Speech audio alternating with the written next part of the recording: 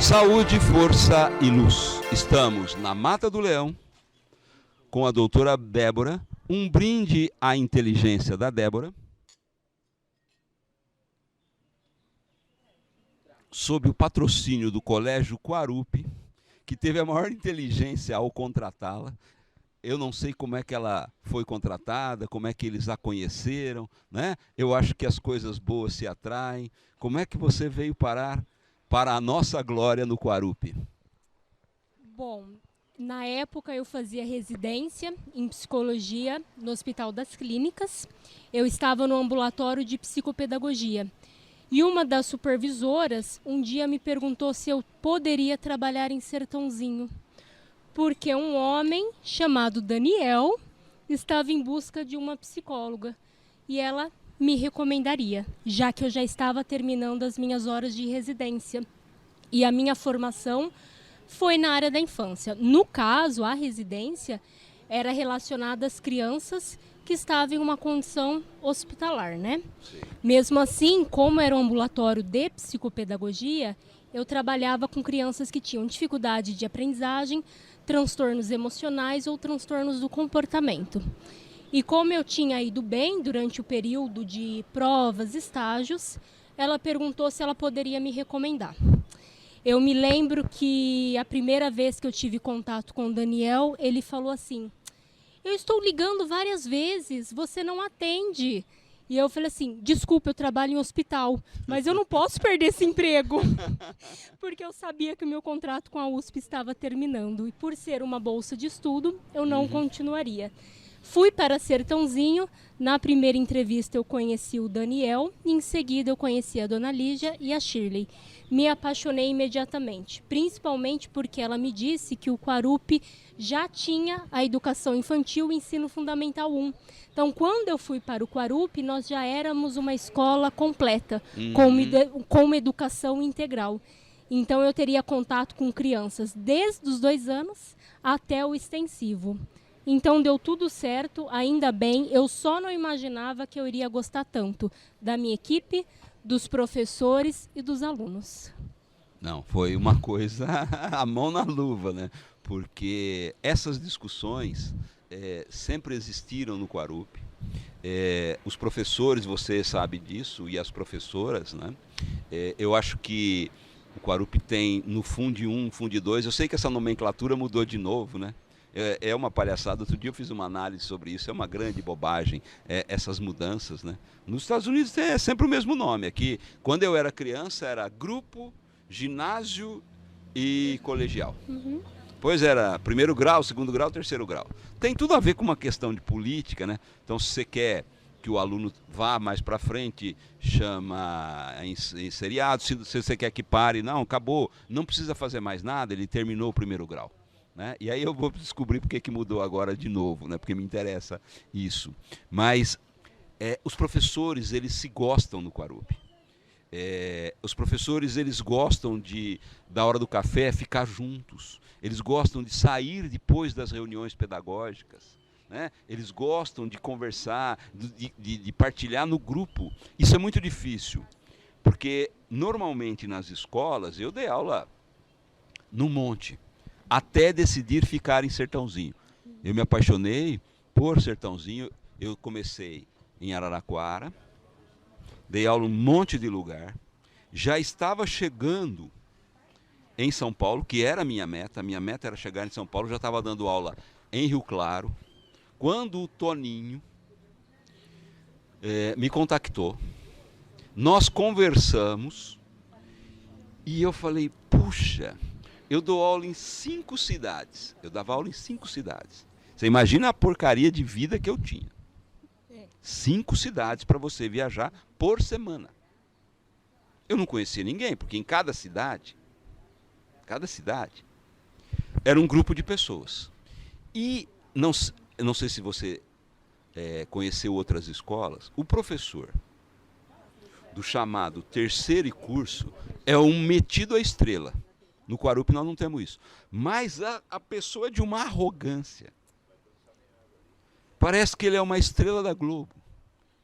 Ele dá problema para o diretor, dá para o pedagogo, para os alunos, ele tem que ser tratado. No Quarup não tem isso, as pessoas gostam de sair, gostam de bater papo, saem para tomar café, saem para tomar cerveja, quem toma cerveja, né?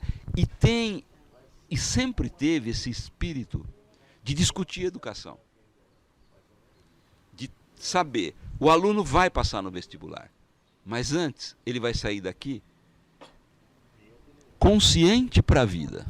Eu acho que isso sempre se conseguiu, é um grande trabalho da Lígia, né? A Lígia é o esteio da escola, né? Ela é simpática, ela é verdadeira, se ela tiver que fazer uma crítica, ela não vai mandar uma carta, ela vai falar na sua cara, né? E isso é muito importante, a coragem que a Lígia tem de falar na nossa cara, oh, isso aí que está aqui errado.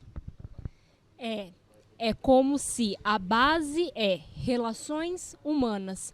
Mas, Débora, se somos seres humanos, todo mundo não tem relações humanas? Não. Não. Então, primeiro vamos ter relações humanizadas, com respeito, com educação, com vontade de conhecer o próximo, com empatia, com olhar nos olhos, com sinceridade, como citou a Lígia. E depois disso vamos pensar em educação. Depois, porque é secundário? Não. Porque só assim faz sentido, só assim vai acontecer verdadeiramente, só assim vamos impactar nos alunos. E isso tudo parece uma grande ideologia, mas podemos recorrer às neurociências, que comprovaram que, quando temos afeto, enquanto estudamos, essa memória dura muito mais tempo. Então, o aprendizado tem que ter sentido. A nossa memória está diretamente relacionada às nossas emoções, aos afetos positivos. Então, tem sentido primeiro cuidar do emocional e depois pensar na parte técnica, burocrática. E assim as coisas acontecem com sentido e com formação humana. Hoje estamos debatendo muito o que é formação humana. É simples, formação humana é olhar nos olhos e ter interesse pelo próximo. A partir disso, o vestibular também acontece, né? Sim. Com certeza, né? É difícil passar no vestibular, mas é mais difícil você passar se você decora as coisas. Eles me perguntam, como é que você sabe essas coisas? Eu falo, bom, primeiro que eu só estudo uma coisa. Você no colegial, você estuda 30. Você já é mais inteligente que eu.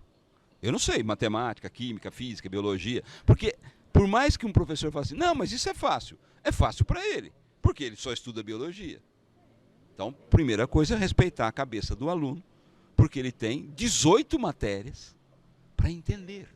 Eu só tenho uma. Então, primeiro é respeitar essa inteligência do aluno. Segundo, eu falo para eles assim, eu faço o contrário do que vocês tentam fazer. Eu primeiro entendo. Porque o Dom Pedro fez isso. Depois eu decoro a data se ela for necessária. E aí o cérebro não deleta. Aquilo é a palavra que você usou que é joia. Aquilo que dá sentido, eu guardo. Se não dá sentido, eu coloco a chave aqui. É claro que eu vou esquecer, porque não faz sentido. Né? Mas mais difícil é esquecer a carteira, porque faz sentido, eu vou precisar dela. Né? Então, é preciso primeiro entender as coisas, gostar das coisas, ter afeto pelas coisas. Depois, decora.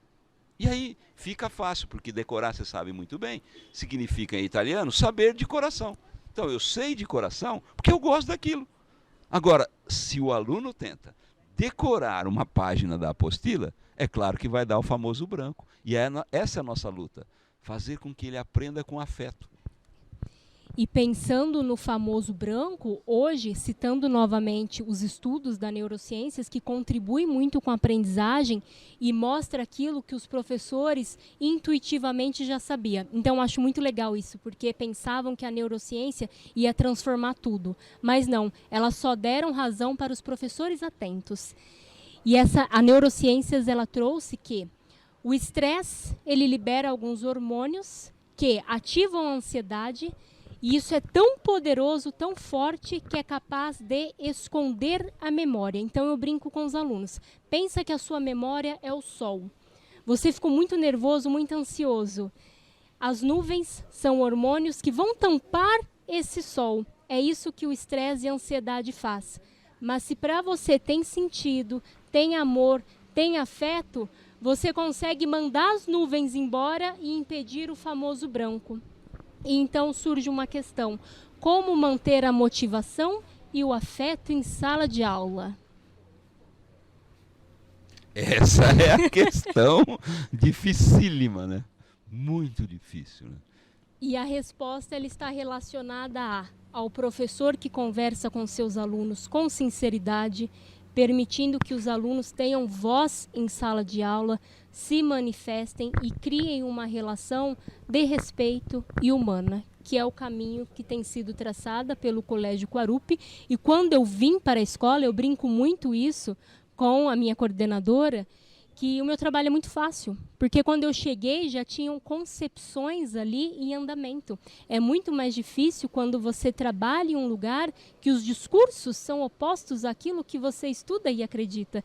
Então, quando eu cheguei no Quarupi, o caminho já estava pronto, né? Pronto não, nós estamos caminhando, né? Estamos caminhando. Estamos fazendo a nossa estrada de tijolos amarelos para ficar no Mágico de Oz. Eu acho muito bonito aquilo. Né? Cada um tem que colocar o seu sapatinho vermelho, né? E produzir a sua própria estrada. E acho que a gente, no Quarupi, com humildade, tenta ajudar para que ele construa sozinho a sua estradinha de tijolos amarelos. E isso me lembra o autor Amartya Sen, que vai dizer assim: nós temos razão em valorizar aquilo que valorizamos. Olha que importante essa frase. Se eu valorizo, é porque é importante para mim. Se é importante para mim, eu valorizo e tenho chance de fazer aquilo que eu valorizo, eu tenho desenvolvimento humano, desenvolvimento social e, consequentemente, desenvolvimento econômico. E voltamos para a questão: como é importante uma educação para a cidadania e não uma educação que pensa exclusivamente no lucro.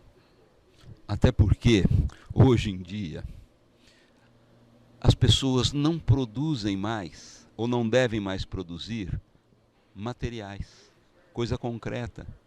Se produz ideia. Amazon, YouTube, Facebook, né? No final do ano, quando todo mundo mandou um Feliz Natal por meio das redes sociais, o Zuckerberg ganhou 4,5 milhões de dólares em um dia.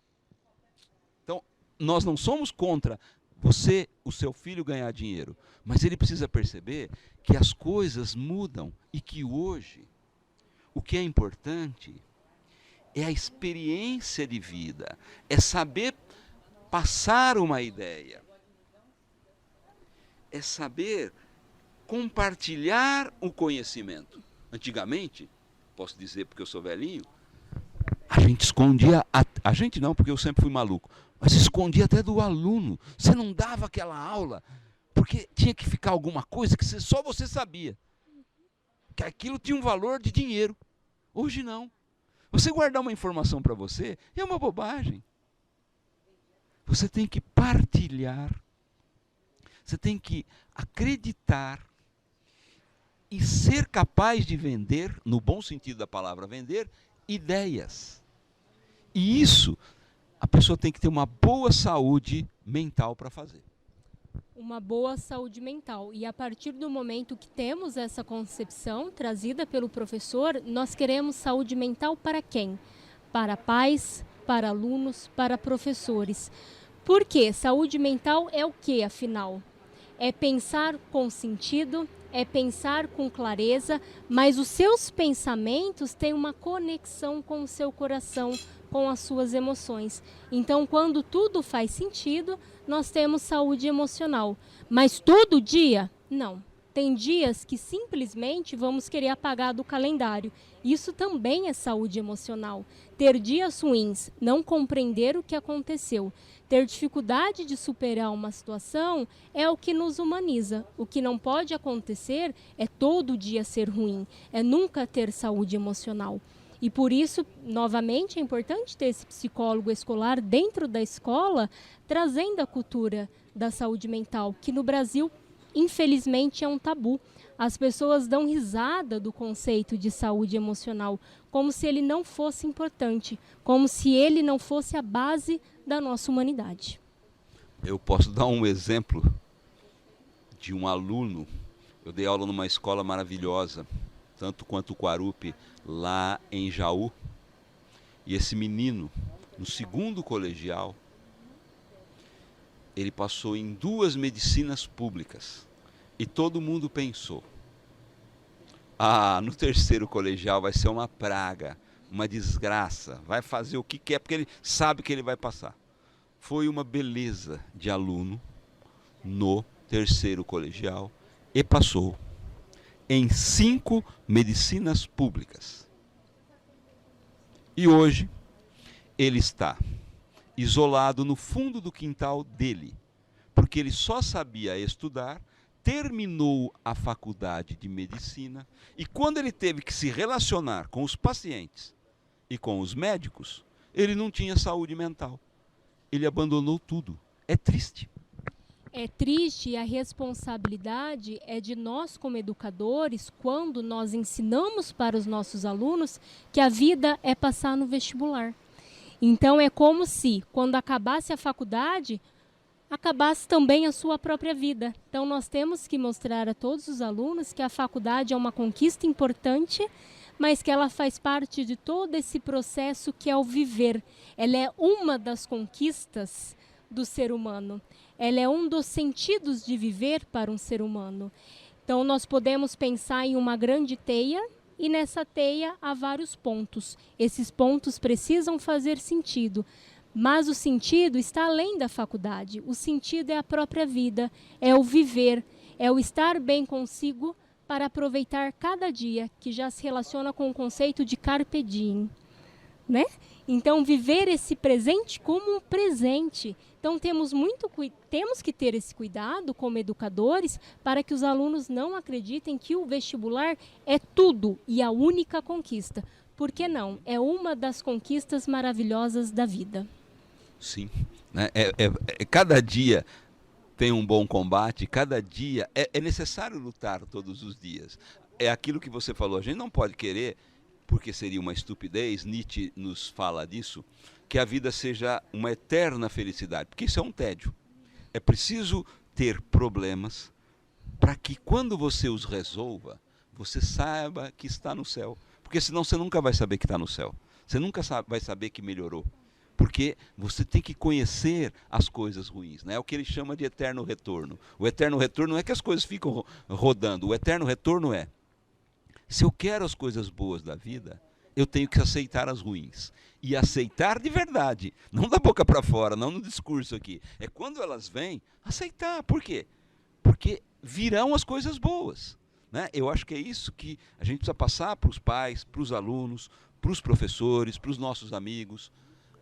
É necessário viver coisas ruins para alcançarmos as coisas boas. O Nietzsche diz: o sujeito que quer passar numa faculdade, comprar um carro, ter um bom casamento e nenhum problema na vida, esse é o último homem, é o inútil. E isso não existe.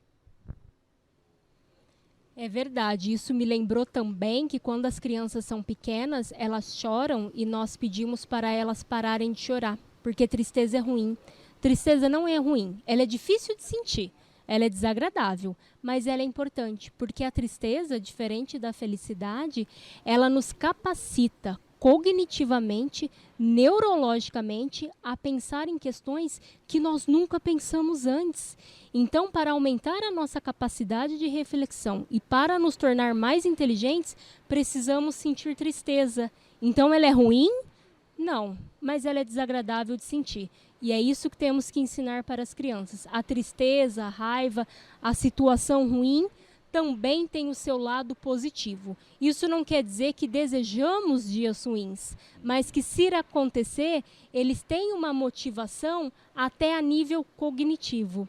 E é aí que eu demonstro novamente a minha paixão pela neurociências, que vem trazer tudo aquilo que parece que nós sentíamos no coração, mas não sabíamos pôr em palavras. Falando nisso, passamos há um ano um monte de problemas, até onde eu sei, enquanto escola estamos passando muito bem, né? Pela resposta dos pais, pelas respostas dos alunos, e pela luta que vocês que estão na coordenação estão fazendo. Porque não é por dinheiro. Vocês saem de lá às 8 da noite, trabalham no sábado, no domingo, os pais telefonam, trocam e-mails, né? E isso é amor pela educação, isso é amor pela escola, não por uma questão monetária, porque não tem dinheiro para pagar uma abnegação dessas. E até onde eu sei, não tem escola que tem isso. Gente abnegada, gente se desdobrando, gente, às vezes deixando o filho, o marido, a esposa, para pensar as questões da escola. E vocês têm feito isso. E nós passamos por um período de muito estresse, muito medo, muita preocupação, mas quando as crianças retornaram e disseram para nós, uau, eu estou na escola, ou quando uma criança específica virou para mim e disse, tia Débora, eu estou vivendo um sonho, eu estou na escola, eu estou dormindo, neste momento eu disse para a minha coordenação, valeu a pena, não valeu? Com certeza valeu a pena. Como valeu a pena essa conversa, poderíamos ficar aqui a noite toda conversando com a doutora Débora. É uma pena que nós temos, né, problemas de tempo, mas eu quero agradecer muito, porque tão jovem, tão experiente, tão inteligente, tão lida, é um parabéns que eu quero dar para o Quarup pela sua contratação, né? Maravilha. Sorte dos alunos, sorte dos professores, muito sucesso para você e obrigado. Agradeço também pelo momento, porque aprendi muito aqui também e estou muito feliz de contar um pouquinho sobre essa psicologia escolar que no Brasil ainda está gatinhando. Obrigada. Pronto, seu Jorge, olha aí, ó.